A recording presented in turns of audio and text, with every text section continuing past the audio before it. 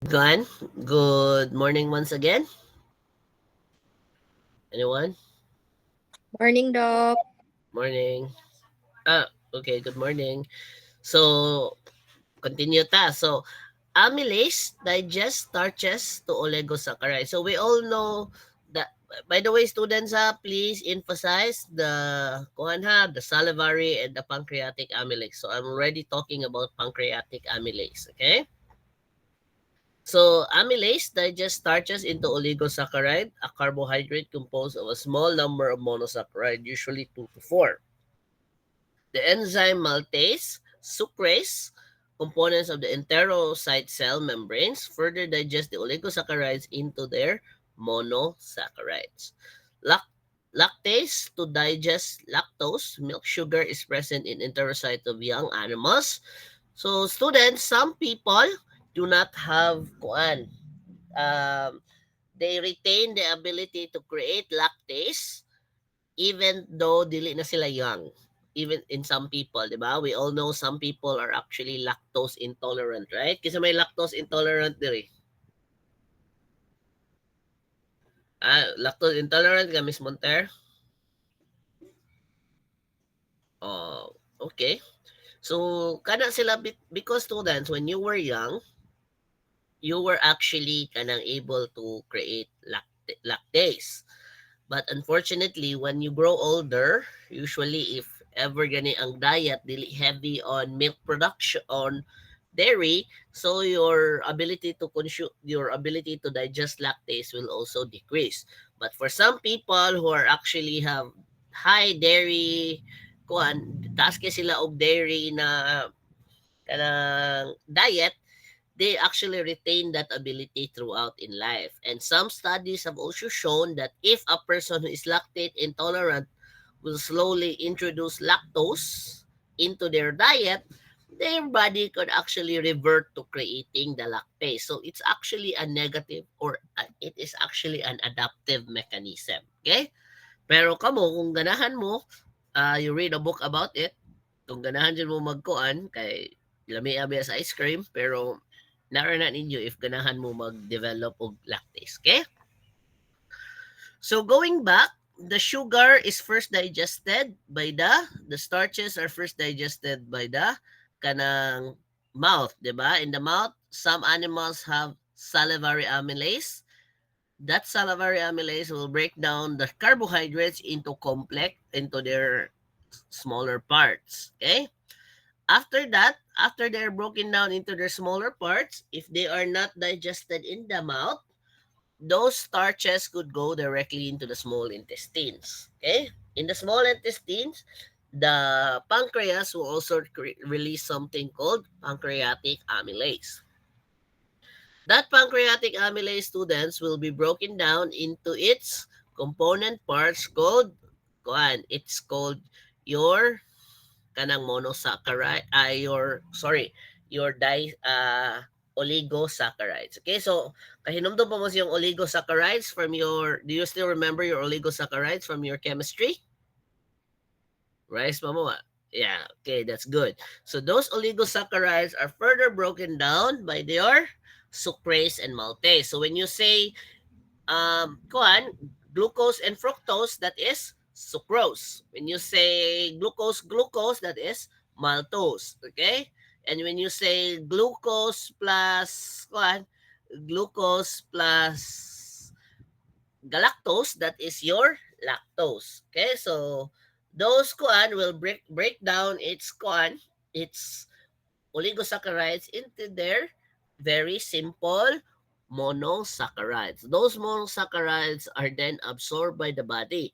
And we all know that your will serve as the primary source of energy for your body. Okay? So, lipase. So, when it comes to fats, we're talking about fats already. Lipase hydrolyzes triglycerides into fatty acids and glycerol.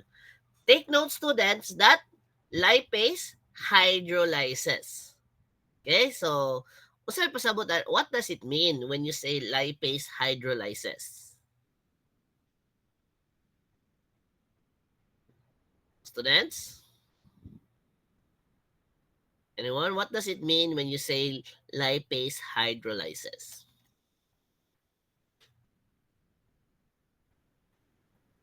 Doc, is it breaking down by introducing hydrogen? So sorry. Sorry, Trisha, you can go ahead. No, you. Sorry, wala ko sa ano. Okay, Doc, is it breaking down the molecules by introducing hydrogen? Yes, hydrogen or water, right? Yeah. Yes. But there's something wrong with this question. Oh, lipase hydrolyzes triglycerides. Statement. Diba? We all know that triglycerides, fats, does not hydrolyze because fat and water has a weird relationship. Do you know that? Doc, is it supposed to be emulsifies? Yes. Oh, naguna si Kuan. It's there. Yes. Okay. So students, the process of digesting fats, if you don't have lingual lipase, so what happens is that fats will go into your small intestine. So normally the process of breaking down the fats into their triglycerides and fatty acids is a process it's the process of hydrolysis. Unfortunately, because of the chemical nature of fats and water, they cannot actually mix. That is why before the hydrolysis of lipase with fats will happen, you need something that will mix them together. You will need something called a emulsifying agent. Okay, so that emulsifying agent, students, is the one that makes sure that your triglycerides will readily mix with the hydrolyzing agent of lipase. So lipase plus kuan plus your water plus your triglycerides will result in the breakdown of them into their fatty acids. So it's quite simple when you think about it, but it's also quite complicated chemistry wise. Okay, so in order for fat to become hydrolyzed, you need the emulsifying action of bile. And where is bile released in the body? Where is it? Asa mo siya agi before reaching the duodenum? Liver? Yes, very good. It's created in the liver. What else? Stored in the gallbladder? Yes, very good. It is stored in the gallbladder. Okay, so once it's going to be used, the gallbladder will contract and release it into the duodenum through the hepatic biliary tree. Okay, through the sphincter ampulla of Vater and through the sphincter of OD. So that is how commonly the three nutrients are digested. Okay, so let's continue. Liver digestive function and secretion of bile. So liver cells, also known as your hepatocyte, are responsible for bile formation. Bile is a grayish yellow salt solution consisting primarily of bile salts, cholesterol, and phospholipids. And the bile pigment, bilirubin. Okay, so by the way, students, question lang. Did you do this experiment sa inyong biochem when you do things with bile? No, Doc, pandemic. No, Doc. But did you discuss the experiment with bile? No. No, Doc. No mention of bile for your biochem? Only in the SAS because the professor never showed up. Oh, okay. That's gonna Yeah. be that's okay, that's cool. Um Go on. So okay, let's discuss first the liver cell, then let us discuss the bile. Okay, after. Okay, so first let's do with the liver cell. Okay, so students, the functional unit of your liver is your liver cells.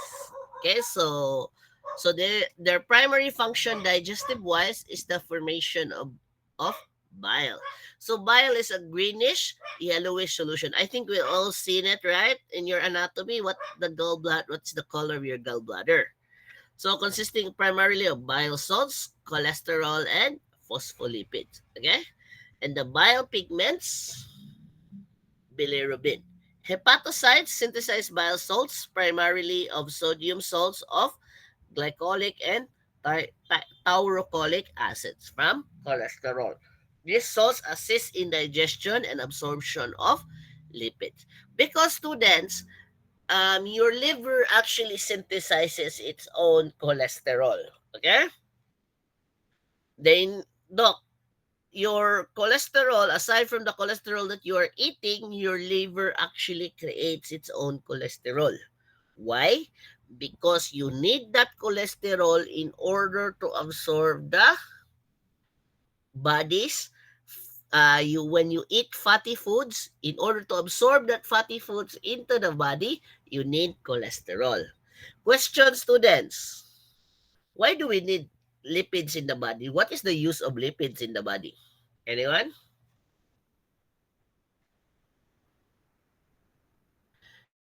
Yes, Kyla? When it comes to lipids, doc, kay dili ba na sila na they have like a backup na function? Backup of what?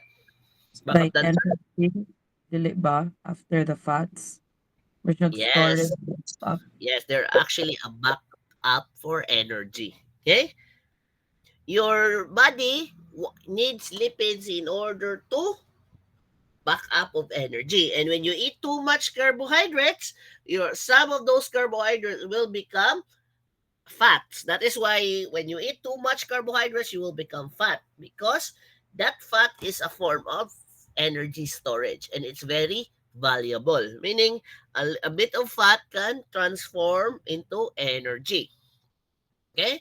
That is why your body moves to great lengths in order to create or to absorb fats. Secondly, students, we all know your cell membranes are also created by fat, di ba? They are created by a bilipid, phospholipid bilayer. So you need fats for a myriad of things. Not to mention, you also needed to create certain hormones. And together with your cholesterol, they are also needed by the body.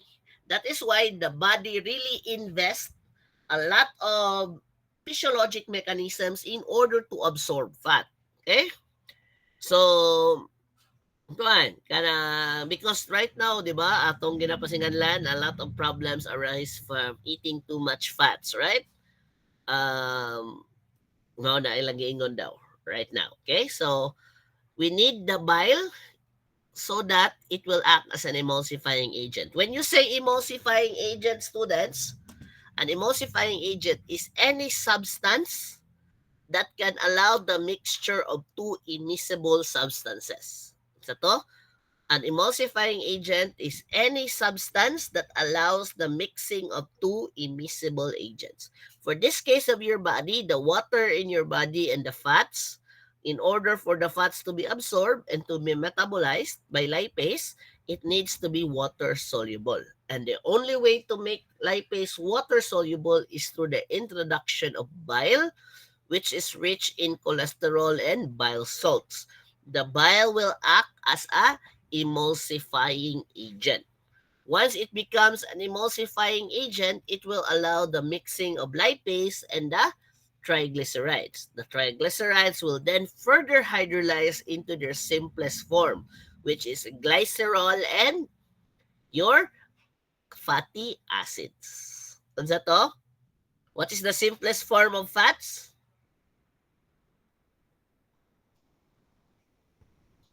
Anyone? Glycerol and fatty acids. Very good. What is the simplest form of carbohydrates? Monosaccharides. Very good. And the proteins will break down into their amino acids. So you should have a Venn diagram of the process. Okay, so no veterinarian's worth his way in salt does not know the importance of nutrition and how the physiologic basis for nutrition. So it's very important, students, that you know these things. Very advanced way ata sa nutrition when it comes to veterinary medicine. Okay, so it's very important that you should understand this process. Okay, any questions so far?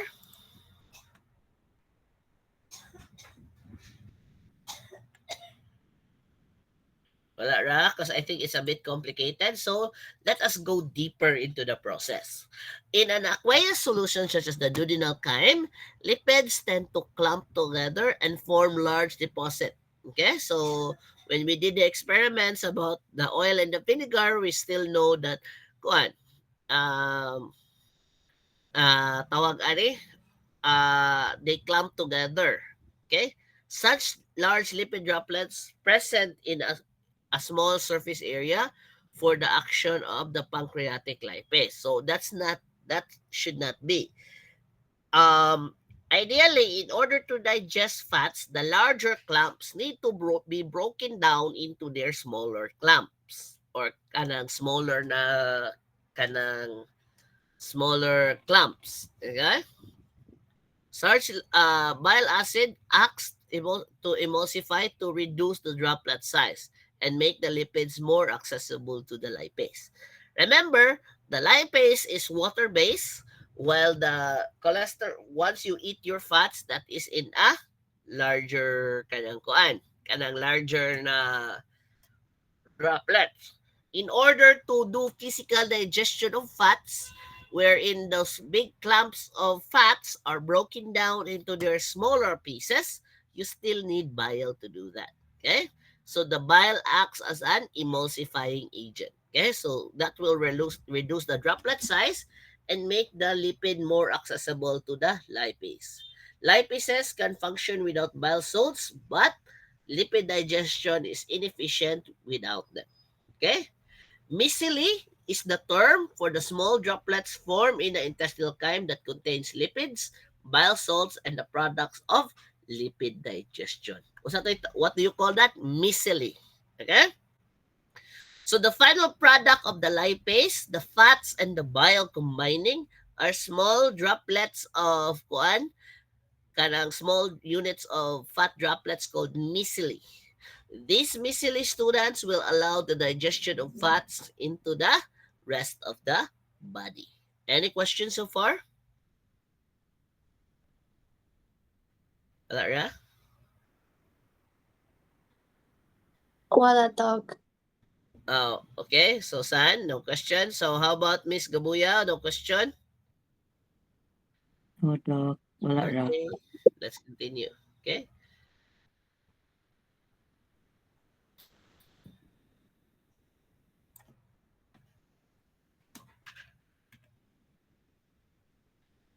So this is again an anatomy na kuwan.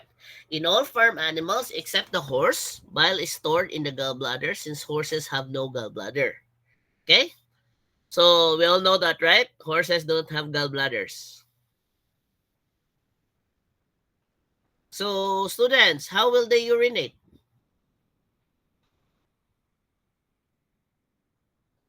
So if they don't have gallbladder, so they will urinate all the time.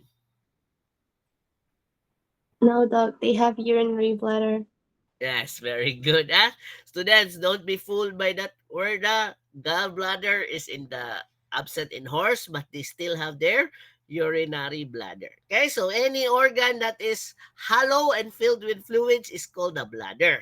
Okay, what other bladders do you know of?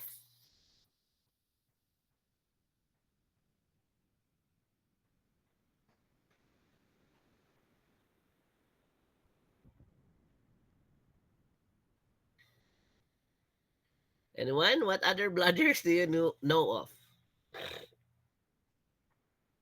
So in fishes, they also have their own bladder called a swim bladder that allows them to float. Okay? In all farm animals except the horse, bile is stored in the gallbladder. Since horses has no gallbladder, by the way, what other animal does not have a gallbladder aside from the horse?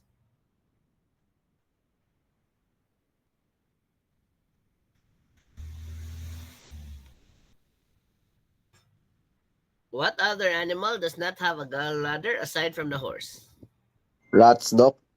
Rats. Very good. Rats do not also have gallbladder. So they're like the horse. Okay? So if ever tantangan mo gallbladder, by the way, what's the word denoting the gallbladder? If liver, it is hepatic. For gallbladder, what is the kuan? What is the word that denotes the gallbladder? So in medical terms. Hi, Cholecystectomy. cholecyst. Very good. When you say chole, that is bile. When you say cyst, that is bladder. That is why a cystotomy refers to the urinary bladder because it refers to the bladder-like structure. Cyst. C-Y-S-T. Okay? But for the gallbladder, it is cholecys, meaning the storage space for bile. Chole means the the biliary tree. Okay? Or the biliary tree. So when you say chole, that's kanang chole means the biliary tree. Cis means storage space. That's why the denotation or the word that means gallbladder is your cholecys. Okay? When you say cholangiogram, what does that mean? What structure are we denoting for the cholangiogram? Is it bile duct or duct? No, it's referring to the biliary tree. Okay, so cholangiogram means to visualize the biliary tree. When they say cholangiostasis, there is stenosis or stasis of the biliary tree. Okay, did you follow?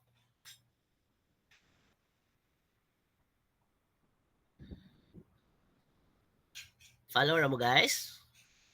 Okay. So the gallbladder stores bile for intermittent discharge into the duodenum and concentrates the bile by reabsorbing water from the stored bile. So students, you have to know that the liver creates the bile, but it is stored in the gallbladder. But that doesn't mean that the gallbladder is just a storage space. Okay? The gallbladder is unique because it could remove the water in the bile. Once the water in the bile is removed, it makes the bile even more concentrated. Okay? So, the gallbladder stores bile for intermittent discharge into the duodenum and concentrates the bile by reabsorbing water from the stored bile. So, it is the hormone cholecystokinin that stimulates the contraction of the release or of stored bile. So, it's in the word. Chole means cholecysto means gallbladder. Kinin means stimulation or movement. So what moves the gallbladder to contract? It is the hormone cholecystokinin. Okay? Since food entering the duodenum stimulates the release of cholecystokinin, this coordinates the release of bile with the presence of food. So, when you are going to eat, there is contents of your small intestine. The small intestine picks up the presence of food, sends it via the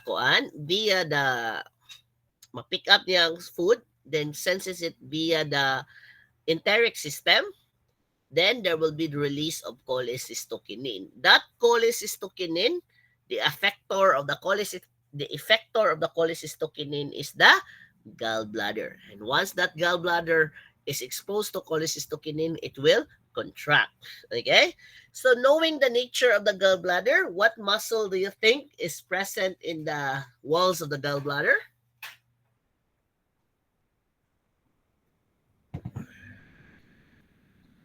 Anyone? Smooth. Very good. That is smooth muscle. Very good, Miss Gomez. Oh, consistent kay siyang smooth muscle. Correct yung tanan. Okay? Lisod sa kuan, 'di ba? It's not skeletal muscle because you cannot control the contraction of your gallbladder. Okay?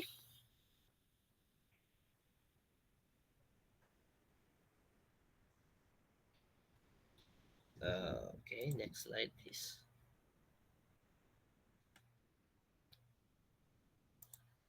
By the way, before we continue with this slide, students, what is the chief component of your bile? Is it bile salt? Bile salts and Bile salts and Cholesterol, Doc. very good. Take note, your bile is mostly made up of cholesterol. Okay? The reabsorbed bile salts are transported to the liver via the hepatic portal vein. And here, so after the job of your bile is to emulsify the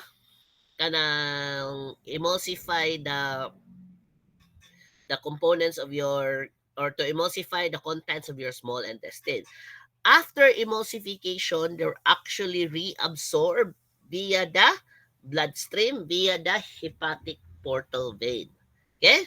Once it reaches the hepatic portal vein, your liver will just reuse the bile into creating another more bile. So he will just reuse the bile into bile into your kanang kuan.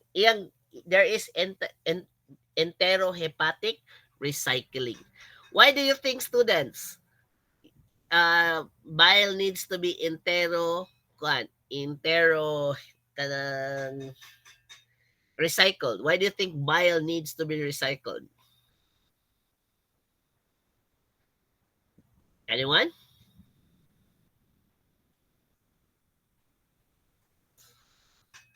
Students?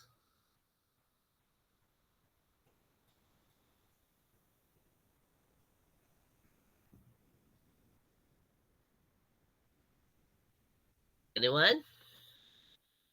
Why do you think bile needs to be recycled?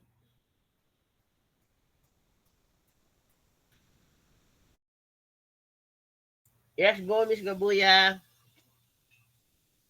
Uh, Probably, Doc, since we just talked about what bile is made out of, di ba, bile salt o cholesterol, so probably it's better na recycled lang siya so that dili kayo heavy ang burden sa liver to keep on making those components. Very Siguro. good. For the cholesterol part, it is usually recycled because it is very intensive for the liver to create new bile. Secondly, students, it is recycled because what are the bile salts made up of?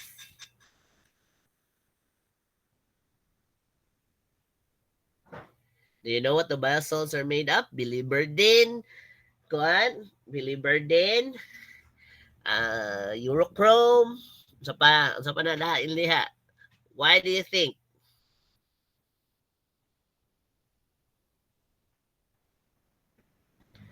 So students, your bile salts are made up of iron. Ano sa to? They are made up of iron. Bantay mo ana, the taste of your liver when you eat it, the taste of liver when it ate it, it is metallic. It has a metallic taste, right? Uy, wala pa katilog liver diri. Si Ralph. Ralph, katilog kag liver, Ralph. Miss Gabuya, kay wala rin kakaog liver. Okay. Di ko kaon, Doc. Okay. Anyway, so your liver has a metallic taste because a lot of your bile salt is created by the liver, or a lot of bile salt has iron in it. Okay, Doc, where does that iron come from? So remember what I said, that part of the hepatobiliary tree is actually connected to your spleen. Once your RBC dies, they will go into the spleen. The spleen will use the RES cells to phagocytose the RBC. The heme part of the RBC, the iron part of your RBC, is mixed through the hepatobiliary tree. And that is the component for your bile salt. So if you do not create enterohepatic recycling, there is a chance that that animal will suffer anemia. Okay? Yes. Go, Ralph. Doc, na may question, Doc ba? Oh. Nganong concentrated and very rich kaayo sa vitamin A ang liver, Doc? Very good. Ngano daw, very good question. Doc, ngano daw concentrated o rich in vitamin A ang liver? Because it is a lipid na substance. Diba? Your vitamin A, together with your A, D, E, and K are actually lipid-based hormones. That is why you really need a functioning liver and a good way to absorb lipids in order to absorb these nutrients. Okay, very good question, Mr. Rafa. And sabot na ka sa answer? Yes, Doc. Salamat, Doc. Okay? So, mga students, it's a very complicated process. The biles are actually recycled by the body in order to absorb in order to absorb fats. Okay? Another function of bile, students, is they also give your stool or the stool of the animal its unique color. What's that to? They actually give the stool of the animal its unique color. Okay? So manguta, if Doc Phil were ask you in the exam, what would be the color of stool if the liver and the gallbladder is not working? Yellow, Doc. Huh? Yellow or grayish in color. Yes, that's correct. Dili yellow ha, that is grayish in color. A condition called as sterato. Unsa man? Sterato.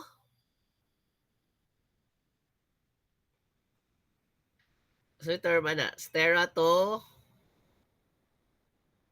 So that is called steratorea because there will be absence of color of the stool. Okay?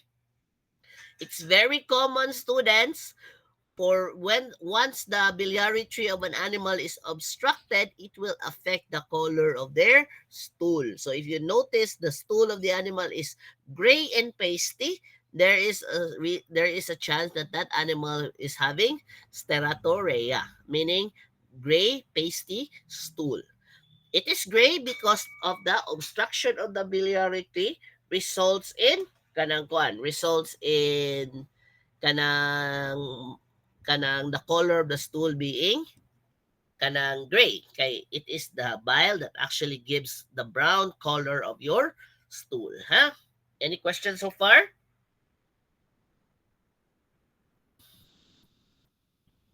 Any questions?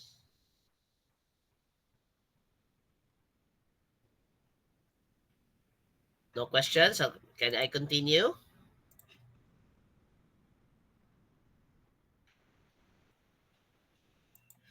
So the liver is capable of synthesizing cholesterol. That is why, students, some people, no matter how many plants they eat or how low in cholesterol they eat, they only eat fishes, etc., they still suffer from high cholesterol levels because your liver itself creates its own cholesterol. Okay? The liver makes much of the cholesterol in bile. The liver can also eliminate excessive dietary cholesterol via the bile. Okay? So students, a lot of your medications are also eliminated through the bile. Okay, that is why your liver will conjugate a lot of medications, mix it with your bile, then release it into the small intestine, and it will be further be eliminated through the stool. Okay, that is why your liver is the chief when it comes to elimination through the stool. Okay, did you follow? Follow, Romo students? Very good. So, cholesterol is insoluble to water, but the bile salts and lecithin normally change it to soluble form so that it can exist in the bile. However, sometimes cholesterol precipitates from the gallbladder or bile duct, forming stones. Okay, di ba? We all know that there is a common condition in people and even in dogs that there is the formation of gallstones in people. Okay? So the gallstones are created when there is when there is over concentration of bile and the bile starts to precipitate into stones. Okay? So students, what is the common term for gallstones? What's the medical term for gallstones? Anyone?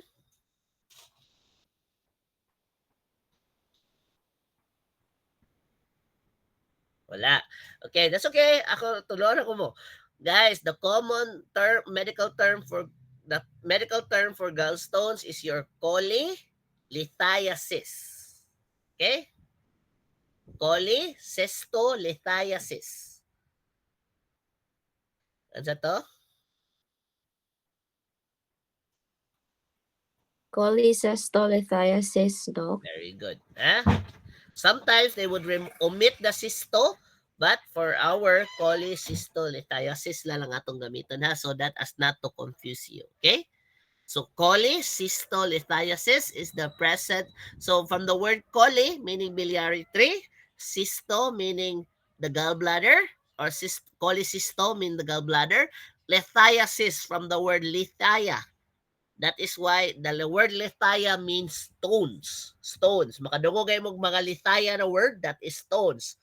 Cholecystolithiasis, lithoperdons, kuan kanang cystolithiasis, meaning sa bladder, those are indicative of stones. So, na yung mga stones ang imuhang kuan ha.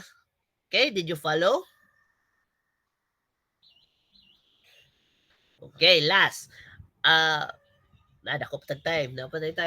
Okay, so also students, once you have inflammation of the gallbladder, that is called your cholecystitis. Inflammation of the gallbladder is called cholecystitis. Okay? Nakuha ra? Yes, Doc. Then, if it's inflammation of your gallbladder via because of gallbladder stones, that is cholecystolithiasis. Sorry, dili. Cholecystitis. Anyway, unya na lang to. Cancel sa tong usa kay dili ko sure sa last na word. Okay? So, nakuha na ninyo?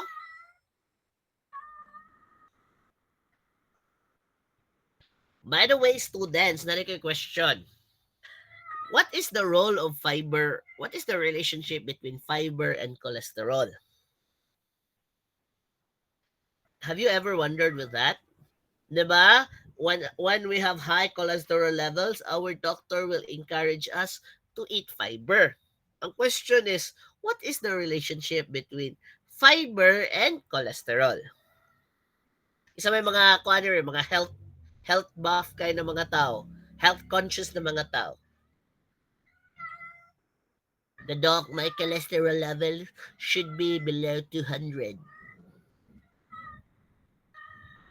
And question, doc, how do I make them below 200? Sige na, don't be shy. Tuluan mong technique ni Doc Phil. Let's kabaw mo sa physiology about ana. Why is there a relationship between fiber and kanang except if this does not apply to ruminants ha, kaya they consume fiber like there's no tomorrow. Okay? So, Doc, go San. is it because since fiber pushes the digesta to go faster, is it reduces the recycling of cholesterol? Yes, that is correct. Okay? So students, to prevent entero recycling of cholesterol so that the cholesterol will be eliminated through the stool, you have to consume fiber. The fiber will adhere to the cholesterol molecules. It doesn't make the process fast, but what happens is it will deny the body the ability to reabsorb the cholesterol. So what happens is, diba, when you eat fiber, your small intestine senses the presence of fiber in your in its lumen. What happens is the ampulla obvator will open, drenching that fiber with bile. Once that happens, students, once it reaches the lower part of the small intestine, that cholesterol released by the bile cannot be reabsorbed by the body because fibers will tend to adhere to the cholesterol. Because that cholesterol is not reabsorbed by the body, it is eliminated through the stool of the animal. Okay? So that is how that is the relationship between fiber and kanang cholesterol. Okay? But by the way, students, you also cholesterol is not all that bad because you still need a certain percentage of it to keep you healthy. Okay? So example, you also needed to create testosterone, you also needed to create estrogen and all the sex hormones. Then secondly, you also need it to absorb the fats in your body. Okay? So students, cholesterol and fats are not the same, ha? What's the nakainom mo nakainom mo yung chemistry? What's the difference between cholesterol and fats?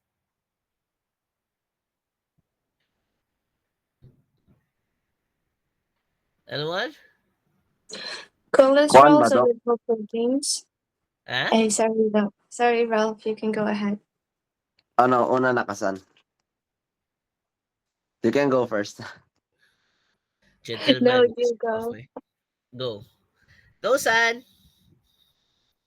The cholesterol is a lipoproteins, and fats are other fatty acids and Okay. glycerol.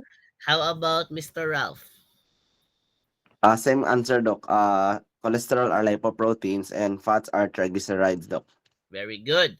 Their lipoproteins of cholesterol are lipoproteins, but students, when it comes to their amount of carbon, when we reach cholesterol, there is more than 23 carbon, carbon present in the chain. So there's a chain of triglycerides, right?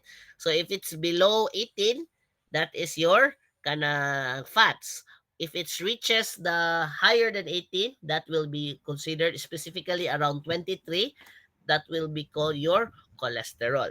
If it's less than 18, you can still perform beta oxidation, meaning you can break them down into energy. Unfortunately, students, when it reaches 23, it will be very stable, so you cannot anymore break the cholesterol into energy. Okay? Did you follow? That process is called beta oxidation, ha. So it's a complicated chemistry process. I will not delve into it na lang, ha. So it is the job of your I think nutrition and chemistry together in order for you to kuan. Okay? So to tackle that kanang information, ha.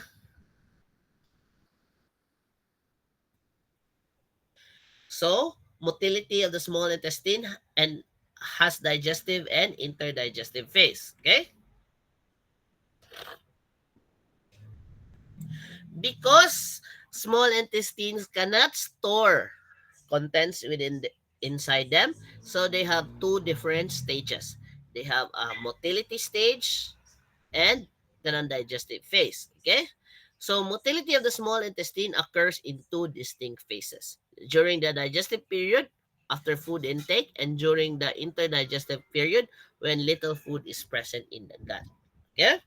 In the digestive phase, there are two primary motility patterns: propulsive and non-propulsive. Unsa to? There are two motility patterns: propulsive and non-propulsive. The non-propulsive pattern is referred to as segmentation. Okay? So what happens, guys, if there is non-propulsive na activity pattern? What happens? What happens, students?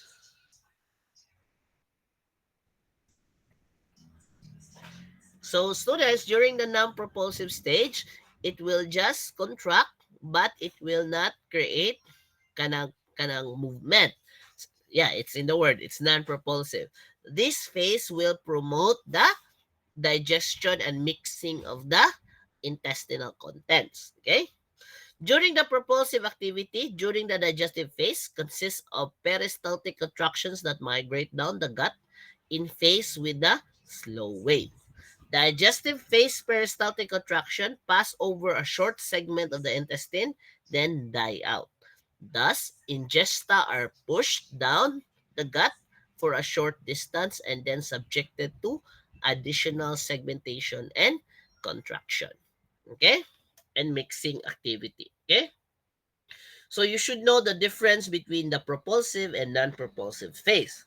The propulsive phase will move substances from point A to point B of the small intestine, while the non-propulsive will segmentate, or segmentation results in contraction of the circular muscles, promoting the mixing of the contents.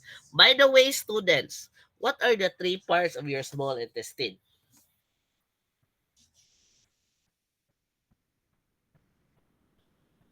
Duodenum, jejunum, and ileum, Doc. San, do you know why they're called the duodenum?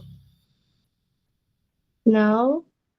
Because before, they used to measure your your small intestine using fingers. Fingers, right? Di ba? Murag sa horse ba? They still use hands and fingers, right? Ha? Kainom daw pa mo. Kainom daw pa mo, ana? Yes, Doc. Yes.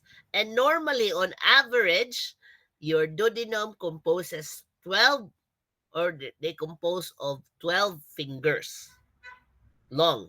So the first 12 fingers of your small intestine is called the duodenum because it's 12 fingers long. That is where it's called the duodenum from the word dode. That is where you also get the word docena or dozen because it's 12 fingers long. Okay? So the jejunum, I don't know why they call it the jejunum, and the ileum as well. Dili ko familiar why they call it the ileum. Okay? So those are the three parts. So later on, you would know that these three segments are not created equal. Although when you look at them by eyes, when you look at them via the eyes, you cannot tell which one is the duodenum, jejunum, and ileum. But microscopically, these are different. Okay? Any questions so far? So I think let's call it a day, sa. Okay? I will see you at school. Okay? So, kuan. By the way, your long exam this next week, Monday and Tuesday, it is composed from your blood to your stomach. Okay? So, from the stomach, it's still part of your kuan ha. So, the introduction ng only to the stomach, not the complex part. Okay? Introduction to the stomach lang, ha? So, more on the anatomy and the three hormones that create the katuging formation of gastric acid and the cells. Okay? So, later part of what we discussed today, bile, small intestine, etc., not included in your exam. Okay? So, if no more questions, let's call it a day so that you can prepare for your lunch. Okay? So, for C3, we will not meet this afternoon, ha? Because we already meet today. Okay? Okay, so if magklase pa ko niya, mas magbagulbol ng uban kay supposed to be, di ba? Dati klase ron wala sa school. Naa, Doc. Wa man to na dayon no kato ilang gipirma-pirmahan. Sige lang. At least we're already nearly done sa ato ang trabaho, ha? So enjoy your lunch, okay? So kita lang ta sa school tomorrow. Nana ko sa school tomorrow, okay? So bye-bye.